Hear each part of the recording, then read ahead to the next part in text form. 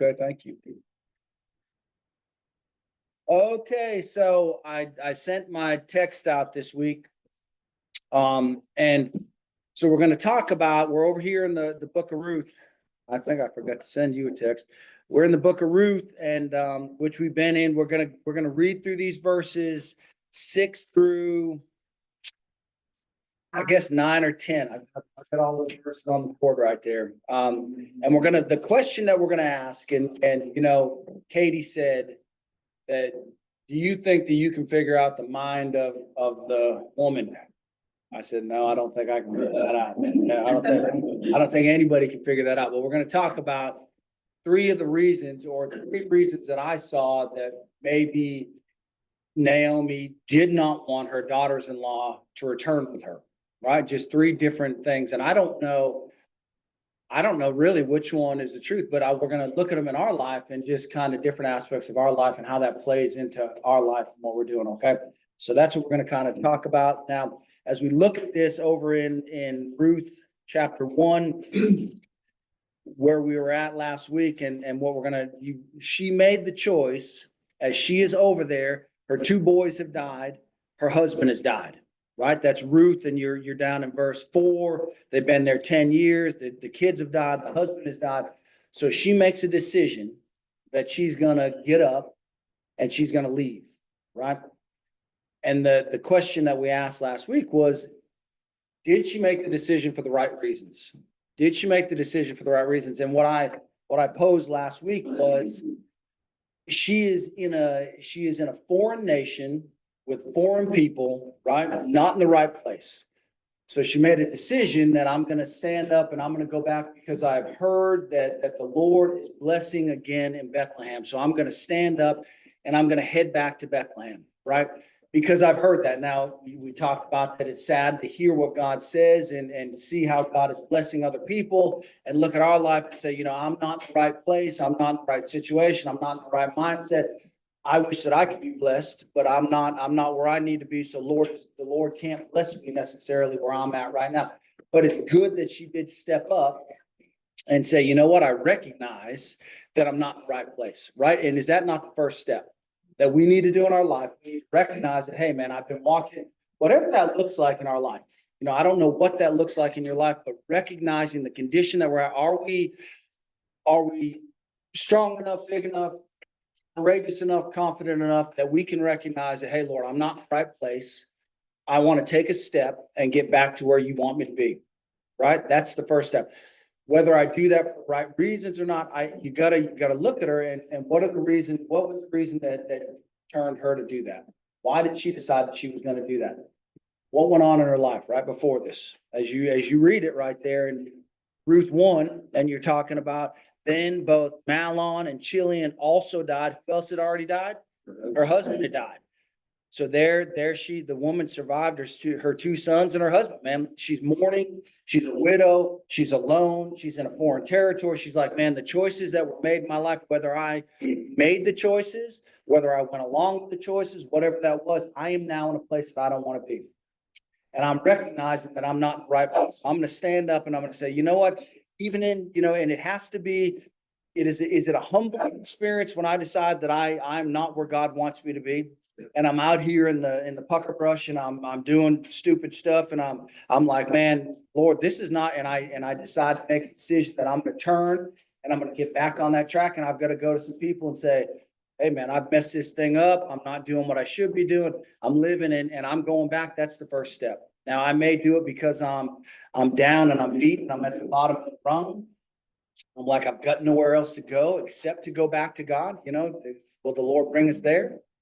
Will the Lord bring us there, man? Have you ever been there when the Lord brought you right down at the bottom and it's like you've got nowhere else to go but back to God, and I'm mad about it. I don't want to go back to him, and I'm just not into it, right? Yeah, I've been there. And I'm like, but I'm gonna go back just because I got no other choice. Not because I want to go back, right? Okay, so that's where she's at. So it says in verse 6, Ruth 1:6. Then she arose after her boys had died and her husband had died, and she looks at herself in a foreign nation saying, I've got nothing left. I hope it doesn't take us going all the way to the bottom before we realize, man, I've got nothing left and I've got to go back to God. Man, God does not, remember what he said today, man? He does not want you to go down. He'll let you make that choice, that whatever way I want to go, he'll let you make a choice. But man, there are consequences to the things that we do. And I don't want to be that one that goes and all of a sudden I've got no other choice but to go back to God. As a Christian, he may put you there, right? Then she arose with her daughters-in-law that she might return from the country of Moab, for that she had heard in the country of Moab that the Lord had visited his people by giving them bread. God's people are being blessed again. God has returned. Here I am over here. What am I doing? I want to go back to God, right? Can we look at anybody in our life and say, hey, man, I see this person that's being blessed by God. And I see myself sitting over here and I'm not getting God's blessings and I'm not getting fed and I want to go back, man. Maybe we can be the example. And I say that maybe I can be the example that says, hey, man, whatever situation I'm in, right? Have we all been in some hard situations? Have we not? And it's like, even in my difficulty, even in my hard time, even I talked to somebody this morning, man, even in your tough time, man, I want you, and I've said this before, man, I'm going to follow the Lord regardless. And how hard is it for me to say, regardless of what happens, man, I'm going to follow God, that you can follow me. Right? What did Paul say? That's what Paul said, man. You look to me and you follow me. And man, we've got to stand up as Christians and say, you know what, man? We're going to have tough times. It's going to be hard. Things are going to go on in our life. Man, it is not going to be smooth.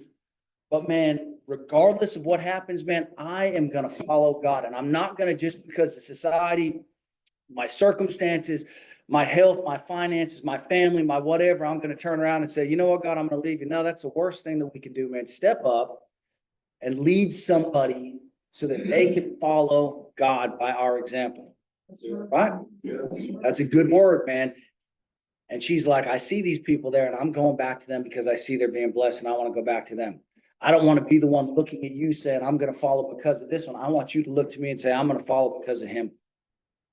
Love that, man. I do. And I just pray that we could all be, because if we could all do that, man, how many more people would we be affecting for Christ? If we could step up and be the leader in that, not about pride, but just about what he's doing. I'm going to go back. I see they're being blessed. Therefore, she went out from the place where she was, and her 2 daughters-in-law with her.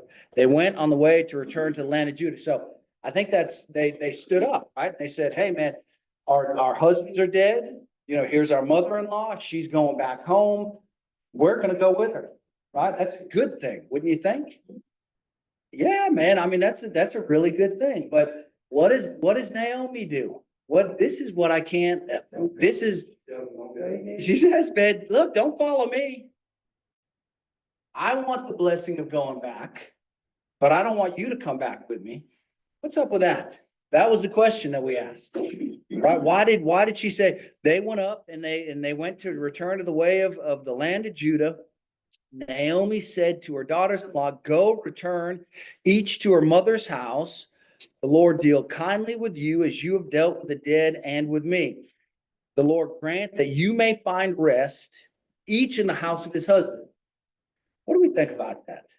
What do we think about that? Are there any thoughts on that? And I just ask you. So I asked the question: why did she not want her daughters-in-law to return to her to Bethlehem? So Chad, her and Naomi's family was judged by God. And so she didn't want her daughters-in-law coming back and then to go through them. What she went through. Okay. Like the prodigal son, you know, they went home. Naomi, her family, and sons and everything. And when that happens, you know, you get with them and then you go back to, y'all want to do that? Okay. There's one. Because there were Moabite women. They're Moabite women, right? Isaiah law also said that, you know, if they went back, they couldn't remarry. That they couldn't be accepted, right? I mean, that they wouldn't, right? They couldn't enter the temple. They couldn't do that stuff, right? So that's one. They're Moabite women. She didn't want them to have judgment, right? Right. So I say the first point that I'm gonna say, and there's three of them that I was thinking about. So we're gonna go through all three of them, and that you're right on here. I mean, I don't know what's right. I'm not gonna tell you what's right on this. Why she didn't, it doesn't say she didn't want him to go back for a certain reason, but we can look at the scripture and just see there's probably a couple reasons. So the first one that I'm gonna say is that she wanted, and this is what you said, that she wanted the girls to be happy and to be fulfilled. Right. Right? She wanted them to be able, what did it say right here? It says, man, the Lord deal kindly with you. I want you to be blessed. Right. And I want, and as you have dealt with me, and the Lord grant that you may find rest in the house of your husband. You go down further in that, it says, man, I don't have any more boys. Well, I can't give you husbands. I can't do that. So she's wanting them to be fulfilled in their lifestyle. So this, either she's going to encourage them to stay or encourage them to follow her. And what do we do? What is it that we do as far as when we encourage people? Do I encourage people? And I ask you this, man, I want you to think about it, that I look at that. I say, hey man, Christianity's hard. Man, this is not for the weak. Man, that when you decide to be a Christian, does anybody say that, man, I've decided to be a Christian and everything's gonna be flowers and roses and it's gonna be birthday cakes and I'm gonna just have a great time, man? What does the word say? Man, you're gonna have hardships. You're gonna have trials. You're gonna have tribulations, man. The world's gonna come against you, man. That this narrow road, there's not many people on it. This broad road, there's a bunch of people on it. Right? And so I say to people, well, I'm gonna tell you what, I'm gonna go and I'm gonna be a Christian and I'm gonna follow God. But I don't want you to have to go through that hardship that I'm gonna go through. So I want you to stay in your sin. Now I want you to think about that. Because is that what she's saying to him? What is she saying to him? She's saying, look, I want you to stay and the Lord deal kindly with you and you may find rest each in the house of your husband. I don't want you to find rest in the Lord. I don't want you to have that salvation. I don't want you to find God, man. I'm going to leave you in the house of your husband. I'm going to leave you in the society that you're in. I'm going to leave you. What did Moab, what was the God that they followed? Huh? Nope. Hell, nope. Such the CH. Come on, Bible scholar. Who? What did Chemish or Chemosh or whatever that is? What did he believe you did? What kind of sacrifice did he say? Yeah, man. Child sacrifice, man, that we're gonna do child sacrifice. Man, you're gonna be with your family. You're gonna be blessed with your family, but I'm gonna leave you in your sin. I'm gonna leave you in your destruction. I'm gonna leave you, even though it may seem like it's better, I'm gonna leave you on that broad road. So how do we do with that? And I want you to think about that with the people that we deal with, because maybe I don't want people to, man, I don't know what it is. Go ahead, Scott. Maybe we don't want to be responsible for other people. I believe that's what God's called us to do. If we ask them to follow with us, then we become somewhat responsible. We have to live a responsible life before them. Right? I mean, listen, man, what if there's value in, if I see somebody that has everything, man, and I'm like, hey man, you've got everything over here and I'm just going to leave you where you're at. And I know that you're not living right. And I know that you're not a follower and I know you're not a Christian, but I'm going to leave you there.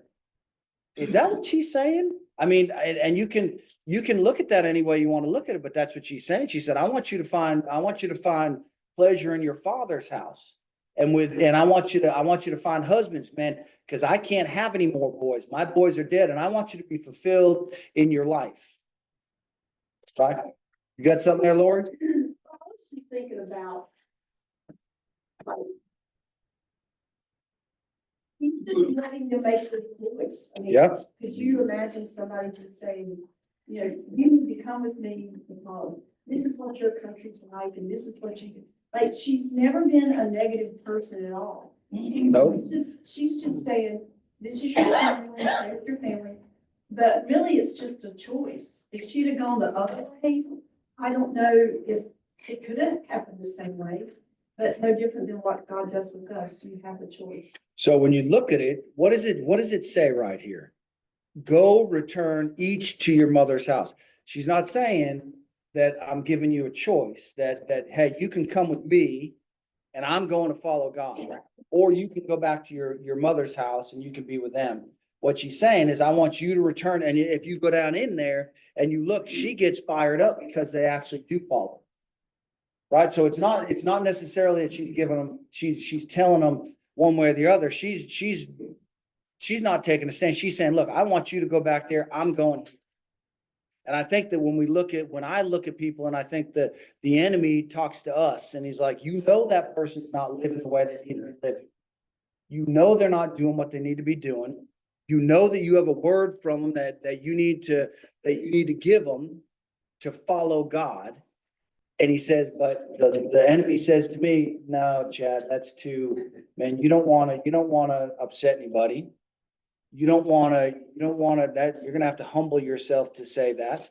They may tell you no, they may tell you. So it's better for you just to kind of go on your road and do your thing.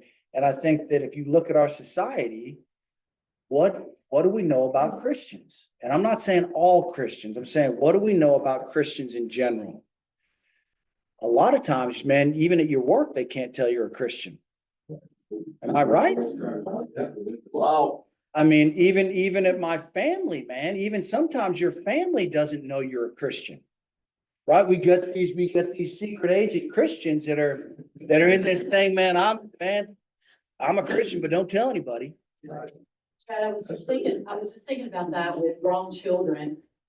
Yeah. I'm part of a prodigal parent group, and one of the main things I hear, and Barbara is with me, so she can testify to this, is, I want to talk to my grown children about the Lord, but I'm afraid that they will hate me, or I'm afraid that they'll stop talking to me. Sometimes family is the hardest. Sometimes family is the most Family difficult. is, yes. Yeah, so it's not, I think sometimes with Christians, as parents, especially with grown children, it's not that you're ashamed or that you don't want to, it's just the fear of rejection. Especially when the kids are like, I don't want to hear all that, and, Right. so that's a tough one. And that, We hear that a lot. oh yeah. Society's I mean, making Christianity bad. society makes Christianity bad. I mean, yeah. I've wondered about what I'm supposed to do. How can I fix it? How can I make it right? And the answer I got was lead by example. Lead by example. You're exactly right. And I don't want to jump ahead in the book, but But I will. but we don't know. We don't know where Naomi was in her walk. No. Her journey. Absolutely not. Left with her husband when things got hard. It Yep. doesn't say she was going back to God. No, she's not. She was That- going back to the blessing. You're exactly And right. I think her faith may have been fulfilled through Ruth. Ruth, Sure. the name of the book is Ruth. I don't think that Naomi's living the way that she needs to be living. I mean, I just don't. And I mean, she goes back, she, changes her name, man. I'm gonna be called Mara because I'm bitter at God. I'm mad at God. I'm upset at God. God has done me wrong. God, so she has a mindset, and I don't know, man, what she's thinking on that. But I'm just saying the one reason could be that she does not want to, she just doesn't want to rock the boat. I like what you said, because the truth is, I mean, it's Ruth who says that your God will be my, she's the one Right. who's making the statement, Oh, your yeah. God will be my God, Yeah. and if That's right. I'm doing this wrong, then the Lord will deal with it. Yep. She's standing up for Naomi's God more than, or making that statement more than Naomi did, Sure. it sounds like. Yeah, Ruth married into a family. Yeah, that's right. Yep. So I was looking over here and I was just thinking in Numbers 10, if you look here, Numbers 10, and this is Moses as he's in, I think this is a kind of an interesting story too, right here. Moses, Numbers 10 and Moses, in verse 29, he has Hobad, who is a Midianite and Moses' father-in-law, right? That's Moses, Numbers 10:29. Now Moses said to Hobab, the son of Reuel, the Midianite, Moses' father-in-law, we are setting out for a place of which the Lord said, I will give to you. Right? They're headed towards the promised land. They're going to where God is telling them to go. They've got Hobab that is with them. Right? Come with us and we will treat you well, for the Lord has promised good things to us. Good things to Israel, man. The Lord's going to bless us. God has told us which way to go. I want you to come with me. I know you're a non-believer. I want you to come with me. Right? And it says here that he said to him in verse 30, I will not go, but I will depart to my own land and to my own relatives, right? I'm going to go back to my own land, I'm comfortable there. I've got family there. I've got all this stuff. And Moses said, so did Moses say, okay, go ahead and go. And I'm not going to put up a fight because, you know, in the same sense, when you look at your kids, right? You can't, we are not to badger somebody to death, right? But we are not just to have them say one time that, hey, and I deal with the same thing with my kids. And I'm sure there's a bunch of us here that deal with the same thing with your kids that we, you know, we say, hey, come to church. And they're like, no, I don't want to go there. I don't want to do that. So I say, okay, well, just go back and do your own thing. And I'm never going to talk about it again. That's not the way to do that, right? Maybe we say, okay. And then a couple, how do I ask people to come to Bible study? Man, I go up to you and then I ask you and you say, no, man, not yet. And I say, I might wait a week. I might not, and then I come back to you and I say, hey, man, what about now, man? You know, and do I get discouraged by that? No, I might come back to you in 3 or 4 more weeks and say, hey, but why do we do that? Because, man, I care about people's souls. And, you know, and I keep going back to my daughter and I keep going back to my son and I may not do it. I'm not going to badger him with it. But I'm going to keep on going back to him and say, hey, man, what about now? Have you seen God working now? Have you? And, you know, and it comes to a point where, you know, they may get mad at me, but man, I don't want to be the one, and I'm not going to badger him, but I don't want to be the one that I look back and say, man, I could have done more. Right? There's that fine line, man. And when you look at Moses right here, he says, so Moses said to him when he said, look, you know, just come with us. He said, no, I'm going back to my people. Moses said, please do not leave, inasmuch as you know how we are to camp in the wilderness. And I think this is interesting. You know how we are to camp in the wilderness, and you can be our eyes. And it shall be, if you go with us, indeed, it shall be that whatever good the Lord will do for us, the same he will do for you. He said, look, man, okay, well, okay, then I need you. Right? Is that what Moses is saying to him? Does Moses need him to lead them in the wilderness? Does he need him to? As we look at what is Moses being led by? God, and what's he being led by? By the fire and the smoke, man. He's got this cloud, man, that's over him. And when the cloud, they may be there, it says they may be there a week, they may be there a month, they may be there a day. When this cloud moves, we move. We follow the cloud. He's telling him, now, can Hobab help? Probably so, man. He knows the wilderness, he knows what's going on.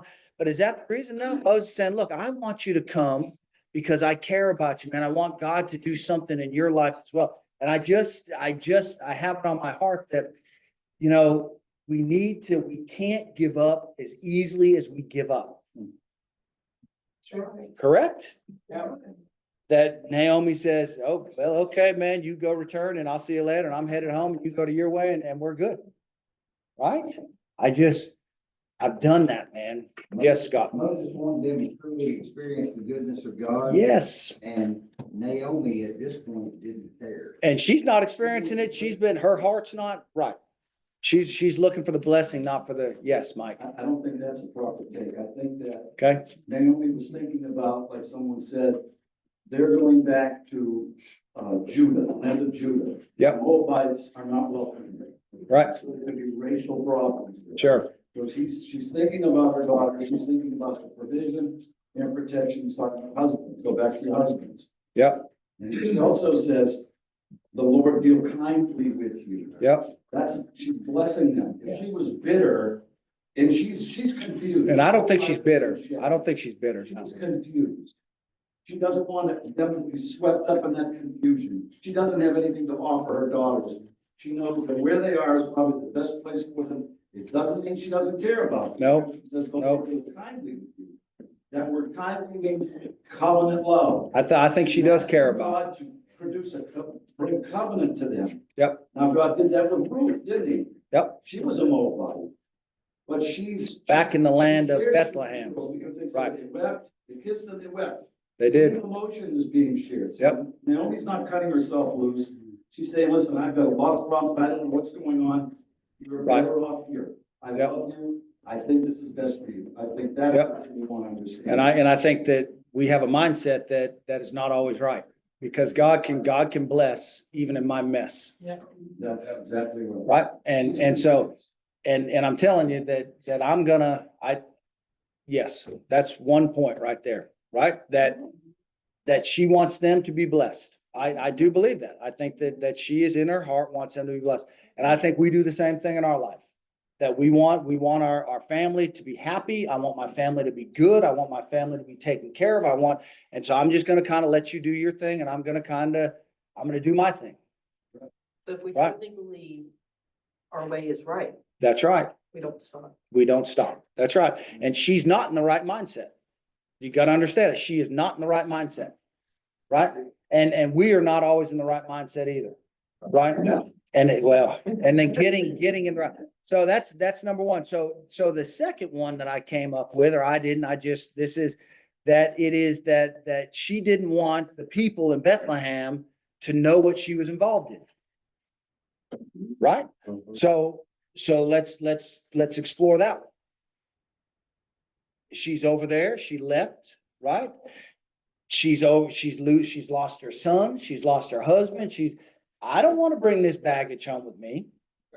I don't want people to see that I've got these two Moabite women and no sons. And man, the Lord has dealt hard with me and the Lord has done some things in my life. And I don't want to let anybody else know that. And I bring that around because I look at us and I wrote down, didn't want the people of Bethlehem to know the depth of what she was doing, the depth of her sin, how far she had gone. Right? That she is covering up her sin.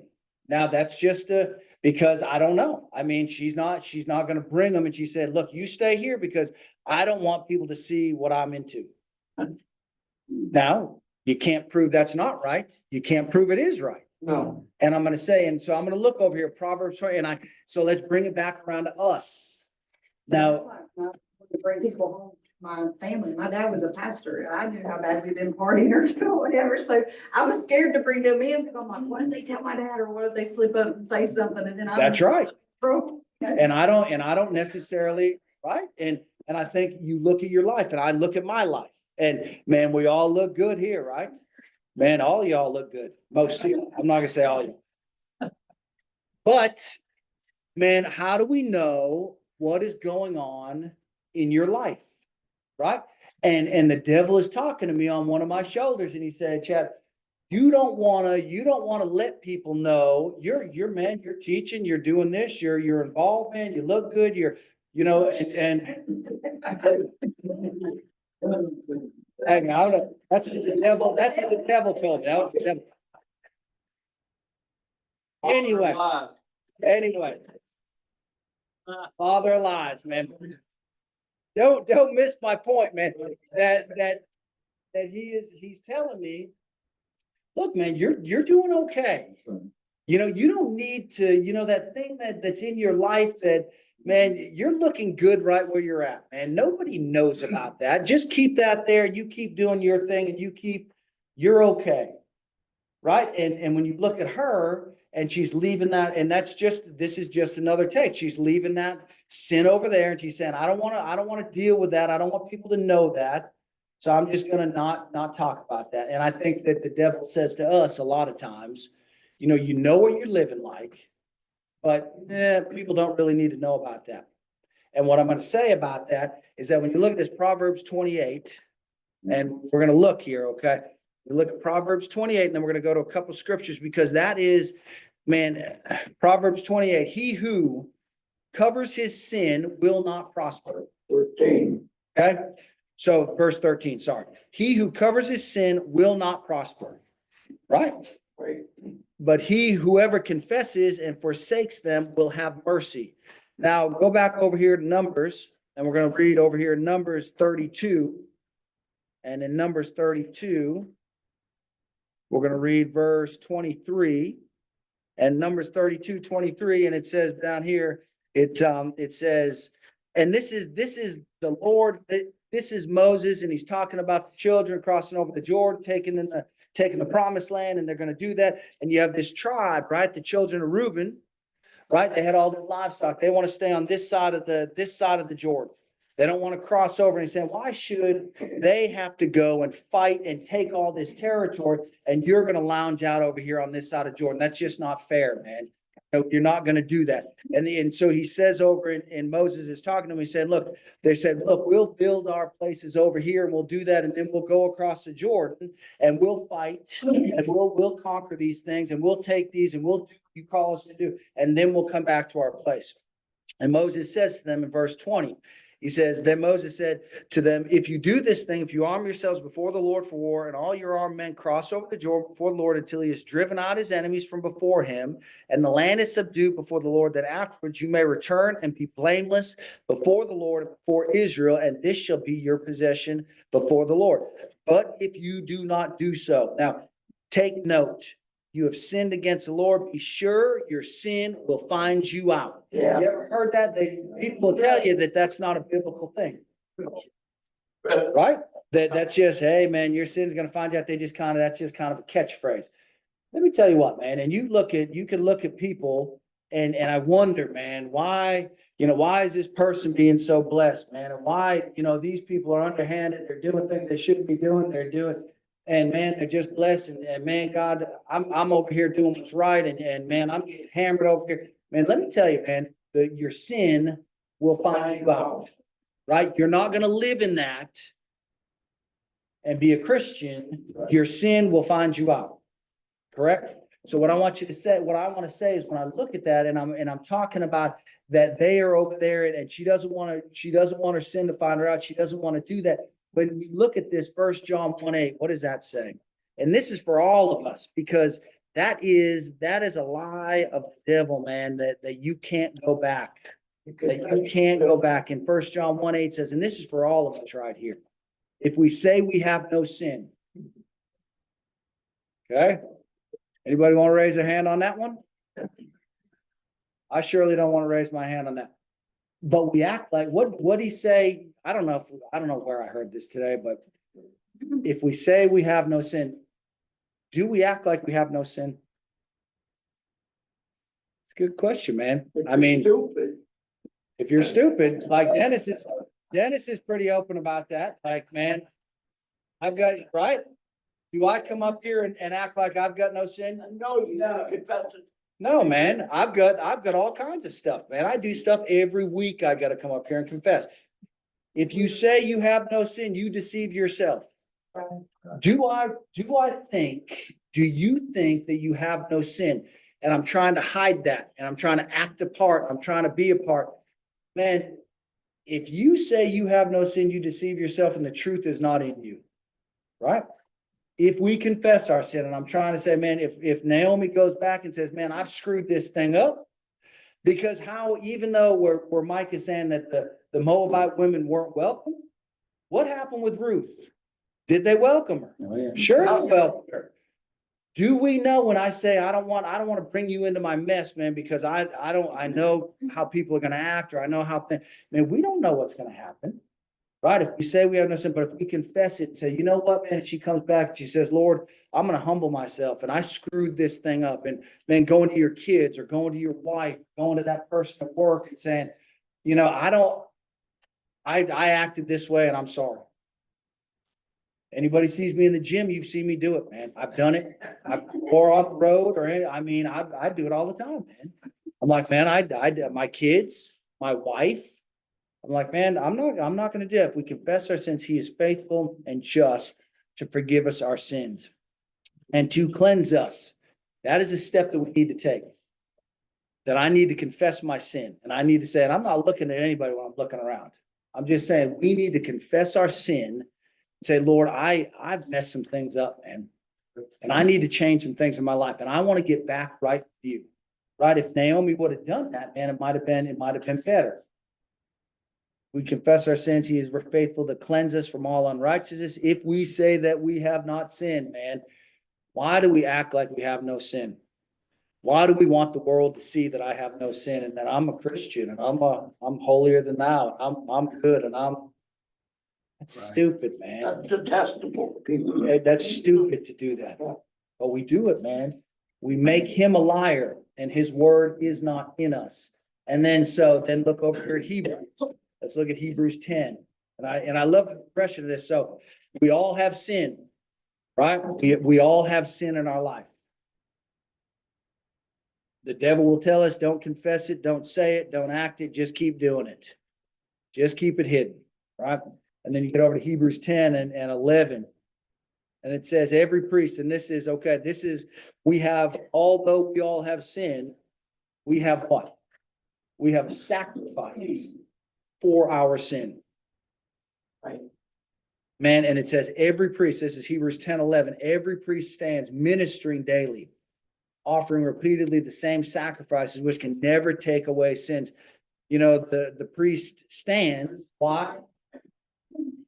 Why does the priest stand? Because Nope, it's never done. never done, right? There's no seat because the sacrifice is never completed. Right. Right? It says the priest stands ministering and offering repeatedly the same sacrifices, which can never take away sin. But this man, what man? Jesus. This man, after he had offered one sacrifice for sins That's done. forever, sat down. It is finished. Done. We have a forgiveness. We have an out. We have a way, man. We've all sinned. There is a sacrifice for our sin. If I will humble myself and confess that I have sinned, that's the hard thing, right? He sat down at the right hand of God from that time, waiting till his enemies are made his footstools. For by one offering, he has perfected forever those who are being sanctified. Perfecting forever who? Those who are what? Being sanctified. What does that mean to be sanctified? What is that? There's an offering in, and he is perfected forever. There is one sacrifice for those that are being sanctified, for those that are in the process of becoming more Christ-like, for those that are in the process. That is not, man, and get this in your head, and you got to hear it. I made a confession, right? And I got baptized, and I did that, and now I can live any way I want to live. And now I can live like hell, man, and I don't because I've already made that confession, man. I prayed a prayer. I did the baptism. Man, what is the world telling us on that? Your sin will find you out. I mean, right? You got something, Tim? Go ahead. Said about Naomi, I don't think that she didn't want them coming back with her because she didn't want them to know how she was living. The reason I think that is because Naomi is actually the one that sent Ruth to the field to glean because she wanted, what's his name? She wanted food. Well, no, not necessarily. She asked to go to the field. Right. Boaz found her in the field. That was right. We'll get to that. But I don't know. I don't know if it's because she didn't want her sin to find her out or not.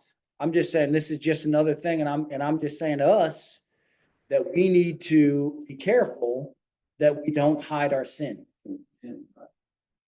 Your sin will find you out, right? There's only one sacrifice for your sin. And that is not my good works or my good deeds, or I'm giving this, or I'm coming to this church, or I'm coming to this Bible study. There's one sacrifice, right?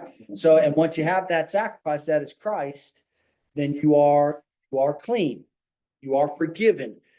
But don't make the mistake of thinking, man, I prayed a prayer, and I can't say this enough because the world will tell you, if you pray a prayer, man, and you said something, 5 years ago or whatever, and you're living like hell, man, and I got baptized, but I'm living like hell, and but I'm okay.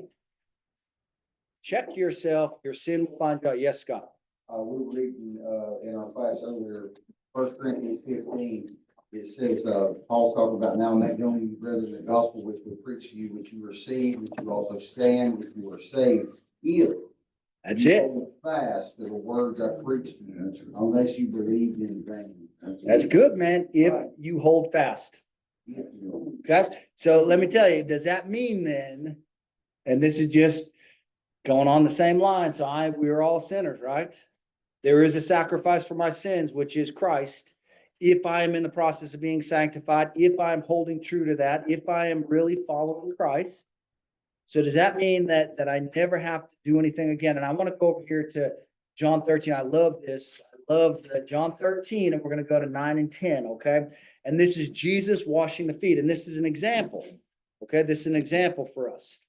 He goes up and he's washing the disciples' feet. Now, you can look at this as an example in many ways, but how humbling, man. I rub my wife's feet every night.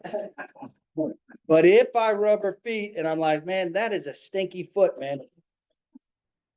Go in there and wash your feet. And then I'll come back out and then I'll rub it. Right? Have I said that? Yeah, probably. That's okay. That's okay. That's okay. My point is that a sacrifice that Jesus is bowing himself down, the King of Kings, the Lord of Lords, the one that is going to give his life, is saying, I'm going to wash. Do we know what is on the disciples' feet? Do we know? What are they? They're wearing sandals, man, right? They're wearing sandals. God, what are they? Are they getting around in automobiles, man? And they're in their electric vehicles? No, man. They're out there, man. You got camels and donkeys and sheep and horses. Man, there's a bunch of dung around. So as they're walking, right? I mean, I digress, man. But when I'm going to somebody's house, man, that has 2 or 3 dogs, man, I can make every effort I can make to not hit a pile of dogs going into their house. Inevitably, I'm like, what the heck? Oh gosh, I hit one of them, man. I stepped on it, right? Right? So don't think that the disciples' feet are clean, is what I'm saying to you. Jesus is bowing himself down, humbling himself to wash their feet. So Peter, gotta love Peter. Yeah.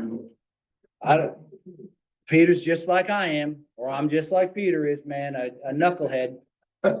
I mean, just plain and simple, man. And it says, look, and Peter comes up and says to him, you shall never wash my feet.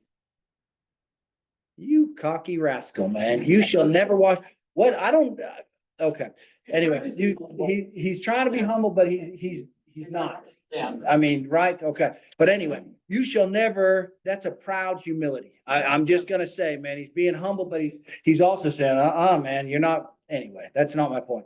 Jesus answered, if I do not wash you, you have no part with me. And so Simon Peter in all his glory says what?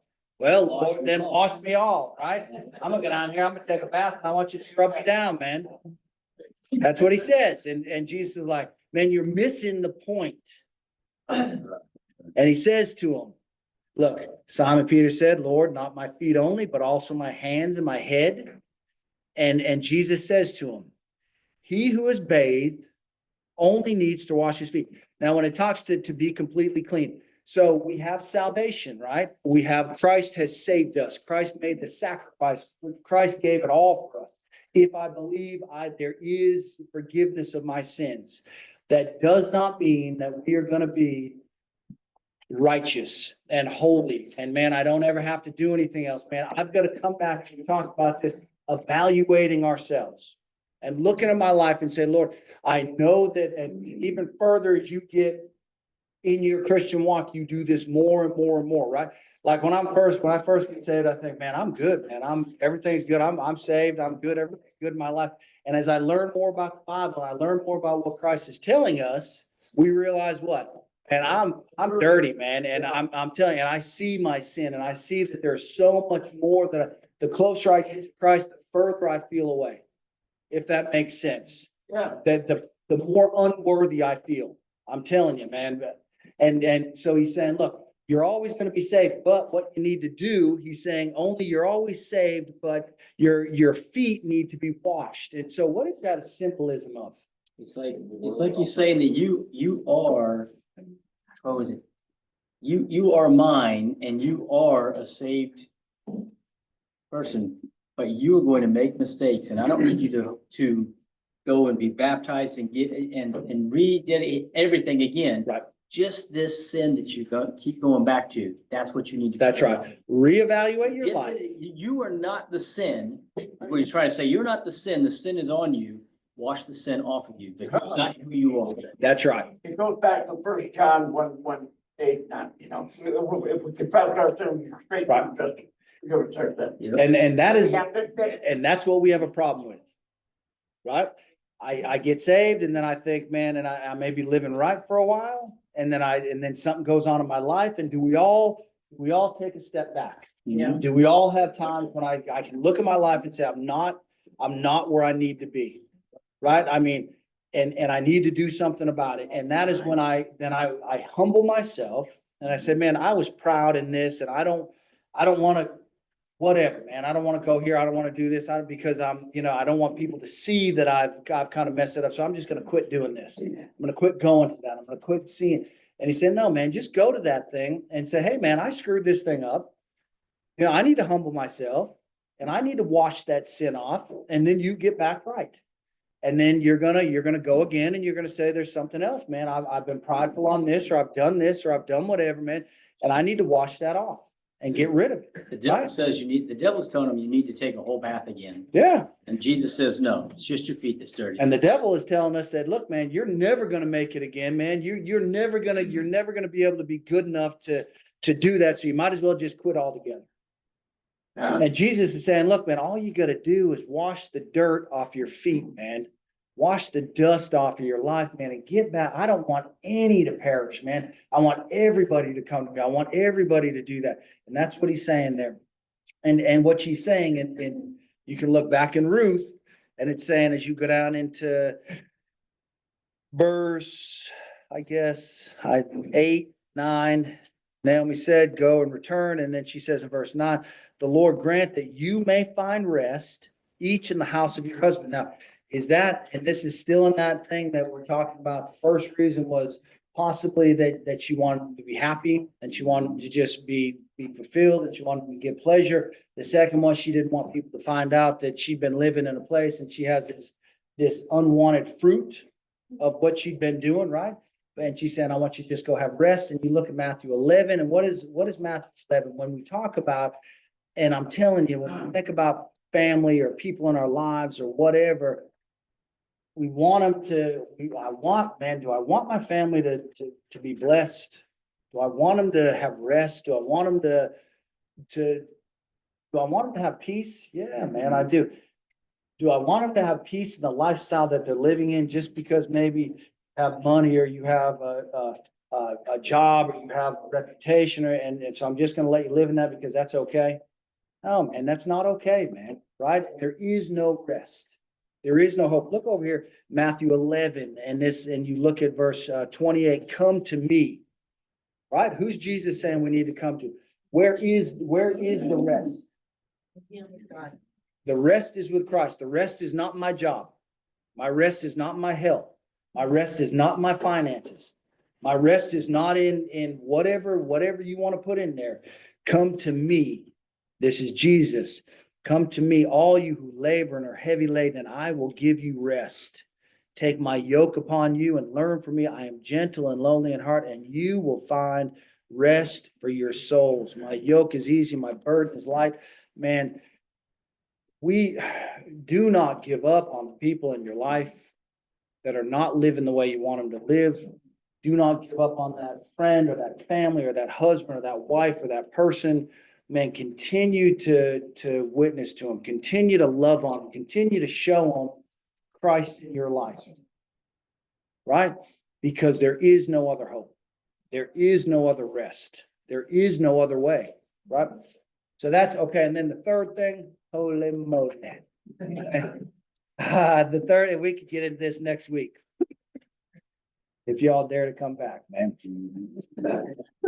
So the first one, right, was that she wanted to be happy. The second one, she didn't want her sin to follow her and she didn't want people to see that. These are just things that we can think about. The third one, she wanted them to count the cost, right? Yeah. Now, I mean, and I want to talk about that. I don't really know if we have time right here, but she's saying, look, man, you go, because she didn't want him to just say, if I'm talking to somebody about Christ, am I telling them that this is going to be an easy trek, man? No. That, man, come to be a Christian and, man, this is all, roses and champagne and this is all. No, man, I'm telling people, look, man, I'm gonna tell you what, and I tell people this, right? You made a commitment for Christ. You tell me you made a commitment for Christ. I talked to you and we discussed that. And I tell him, man, let me tell you what, man, this is not, man, being a Christian is not for pansies. Being a Christian is not an easy life. Oh. And I want you to be very aware that, man, there is a cost, right? Did Jesus, what's that? That's my wife FaceTiming. What did she FaceTime? Got nothing to say about this. Yeah, here we go. She passed.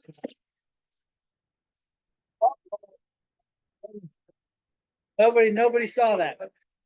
She's telling me right now on this that it's time to end. I promise you. I promise you. Put her down. Don't. I'll answer that in a minute. Don't. Too funny, Chad. Because my mother unmuted and saying something, man. Yeah, too funny. Count the cost. We love you. Hello? Yes, we love. Yeah. Say it again. I'm giving you the finger. It's time to. I'll wrap it up. Love you, man. He's coming. Shit. You kidding me, man? Are you kidding me? That's terrible. All right. You were winding it down. Yeah, the blue finger, man. Okay, we'll have to get this last one on to next week, man. I gotta end, man. I just got rebuked. That's a crack up, man. That is a crack up, man. I can't even get away from it for a day, man. I love it, man. I love it. Okay, so next week we're gonna talk about, counting the cost, man. I think that, and I'm telling you, man, that there is a cost to following Christ. Right? There is a cost, man. There is a cost to we've got to humble ourselves, right? The economy of God, man, the first is last, right? There's a cost to it. I want to talk about that next week on what that cost is, because, man, you've got to realize, man, that because I can't go on, but you have the soil, right? And it's like, man, you sow the seed and that soil pops up quick, man. And then it just dries out, man, or then it gets thorns or whatever, man. But I'm getting this thing. Thank you. That was a good class. So you think about next week, that's what we're gonna go over, counting the cost, and then we're gonna talk about, we're gonna talk a little bit about Ruth. Leave that, man. Yeah. All right. This is the book of Ruth, okay? Thank you. I'm gonna pray and then we're gonna leave.